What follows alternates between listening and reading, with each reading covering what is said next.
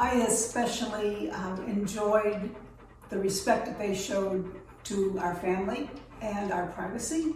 They were also very good with our dog, who is the star of the show all of a sudden. And they learned that if they came in and talked to him and said good morning and patted his head, he wouldn't help them nearly as much as he wanted to. But yes, we enjoyed the crew. They were just wonderful. And I was impressed with the project management. I've worked with other contractors in the past, and each day is a surprise, and that's not so good. But with Kitchen Craft, they told me ahead of time, week by week, what they were going to do.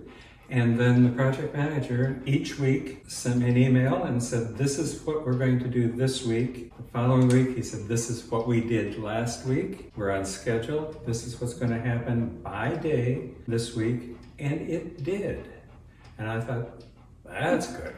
So I knew when we were coming to the end of the project exactly what was going to happen and when it was going to be done, and they delivered on time.